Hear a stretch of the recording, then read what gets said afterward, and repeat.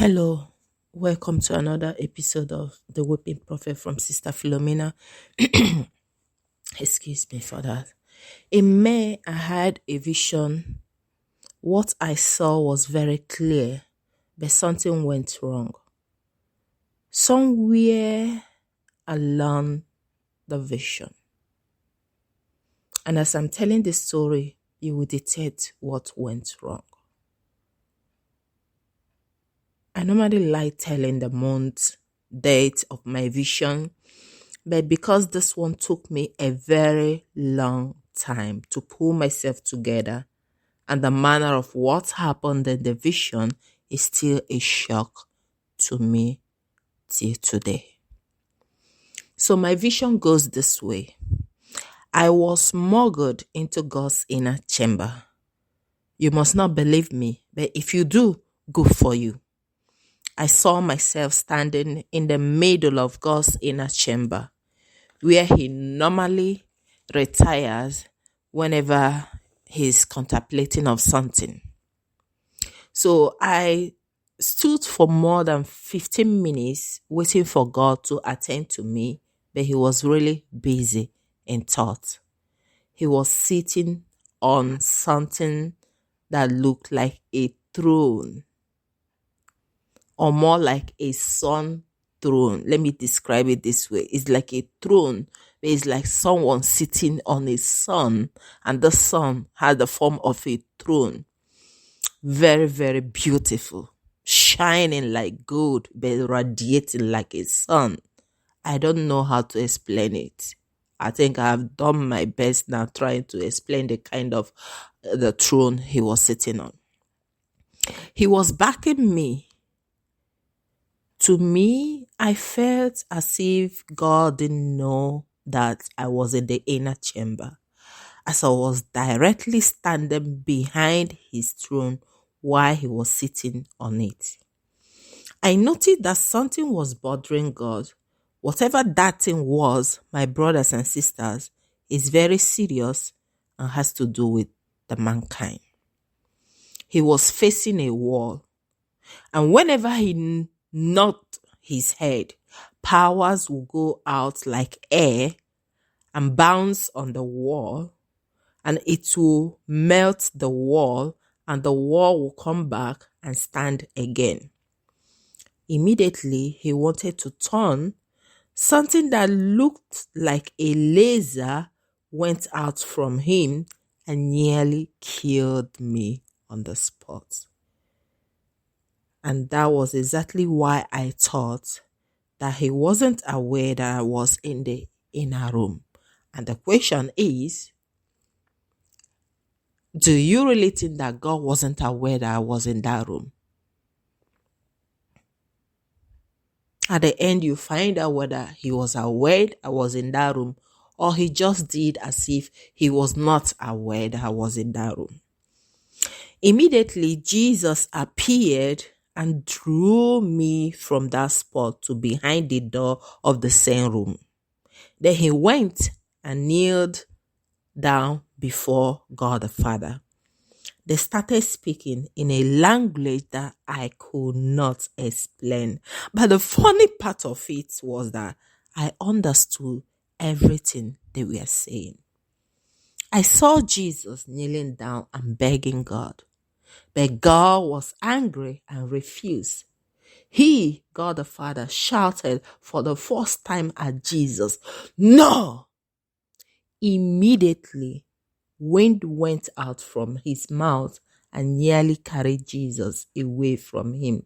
But God the Father reached out for him. He held out his hand and held Jesus' hand, and the wind stopped. As they were still looking at each other and Jesus was pleading, begging his Father, I said to myself, I have had enough. I ran out of the room, ran to an outer room that was too big, more than a palace. I saw a calendar. I went to the calendar and circled a day, the month,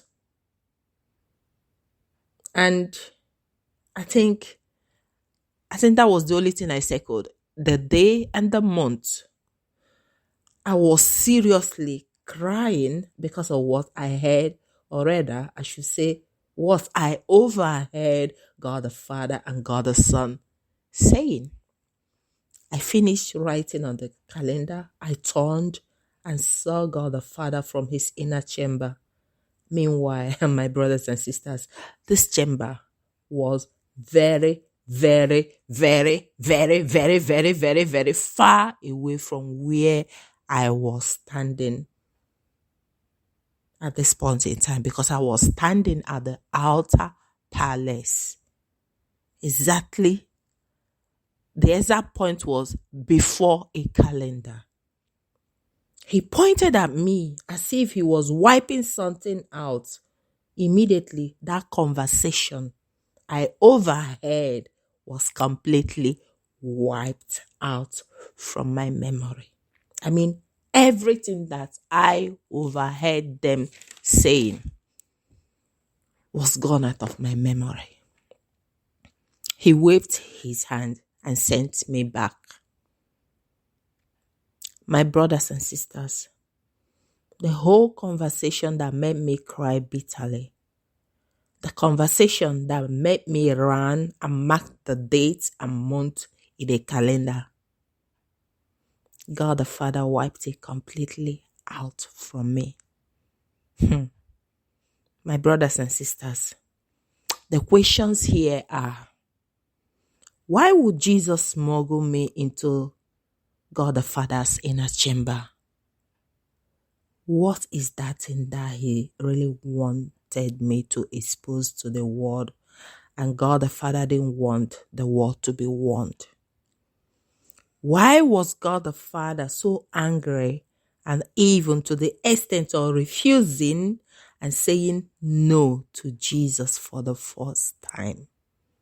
Why would God wipe away the message, or I will say the vision, and send me back?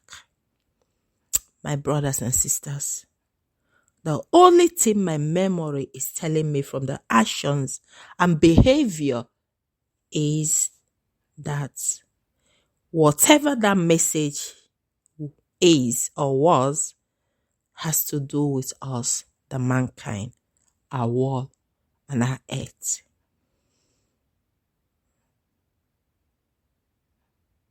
And it has to do with what is about to befall us, mankind, and the coming of our Lord Jesus Christ. This time around, he will not reveal anything to anybody, because we did nothing with the warnings he has been giving us. My brothers and sisters, to this I will say, just like St. Paul said in the second book of Corinthians, chapter 1, verse 9, that death sentence has been passed on us. The only thing we have to do is to rely on Jesus, the author and the finisher of our faith, to believe him, to trust him, to do whatever he asked us to do, because he is the way to the Father.